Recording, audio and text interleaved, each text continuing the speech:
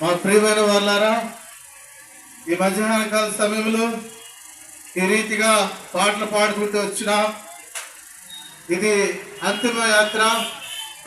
యేసుదాస్ గారు గత 30 సంవత్సరాల క్రితం హెర్మోను ప్రార్థనా మందిరంలో పరిచర్య చేస్తూ వచ్చారు. ఈ ప్రాంతం అంతా కూడా ఆయనకి పరిచయమే. ఆశీర్వాద టీచర్ గారు, రోము నాగమణి గారి ఇల్లు, లావరాజు మేస్టర్ ఇల్లు, డేవిడ్ మేస్టర్ గారి ఇల్లు, సామేల్ గారి ఇల్లు, ఇవన్నీ పరిచయమైనవే.